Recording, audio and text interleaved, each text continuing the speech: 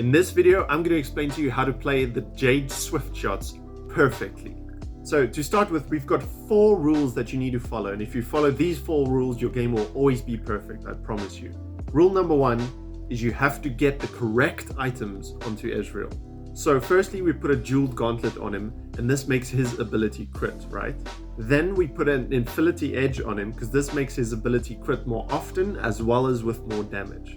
Lastly, we throw a blue buff onto him, because this makes his abilities activate very fast. And the reason you want this is Ezreal's ability stacks every time it triggers. So the attack speed increases with every trigger.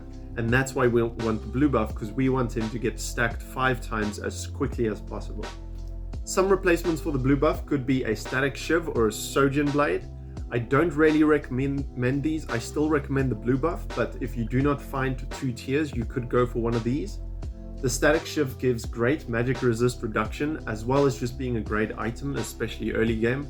And the Sojourn blade is sort of like a replacement for the blue buff, but not as good. The second rule you need to follow for the Jades is having the correct team, obviously. We start out with obviously having Ezreal. Next, you want to grab your Jade units. Those are going to be Ashe, Karma, and Taric, and I'll go into why those units exactly in a second.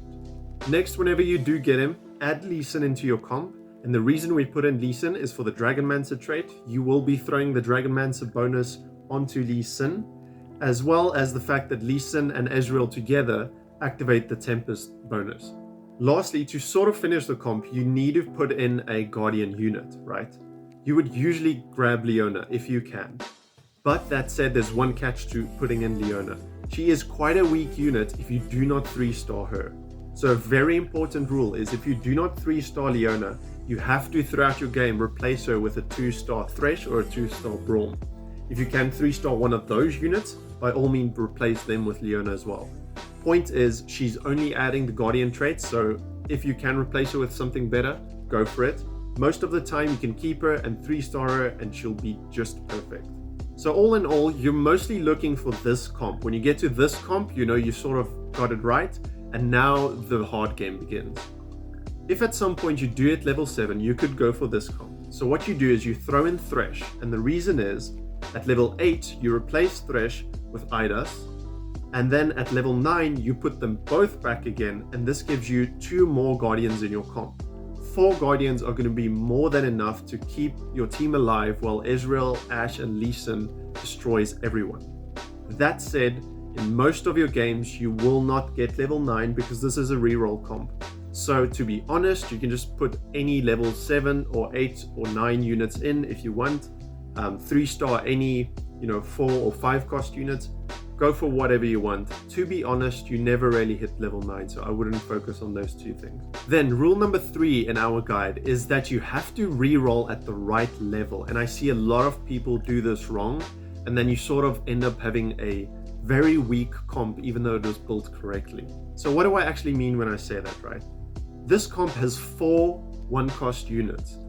That means that you want to roll all of your gold every time before you level up until you get 3 stars for all of these units. The reason we do this is because with every level that you go up, your chance of hitting 1-cost units go down and down and down.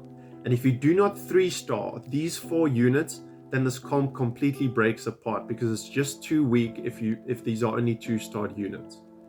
So the goal is save up all of your gold every single round, just to the round before you're going to level up, and then you roll down completely until you hit these 3-star units for all 4 of them. The next important 3-star in this comp is Ashe, our 2-cost unit. And 2-cost units roll best at level 6 and level 7. So what you want to do is once you have hidden your 3 stars for all of the 1-cost units, then you want to level up to level 6 or 7 and then roll down to get your 3-star Ashe. For this comp, these are the only units that have to hit 3-star. Lee Sin does not have to hit 3-star, and whatever else you pick up in your game does not have to hit 3-star as well. But if these 5 units don't hit 3-star, you're not making first place, I promise you. And the last tip that is quite important is that Ashe has to get some items throughout the game. You need to have a second carry alongside Ezreal. Just having Ezreal by himself is not good enough.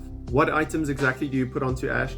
To be honest, any sort of like leftover good damage items can just get thrown onto Ashe.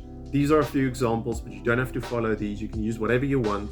But point is, the important thing is that Ashe does need to get at least a few items, otherwise you won't get first place. And that's it, a fast and perfect guide.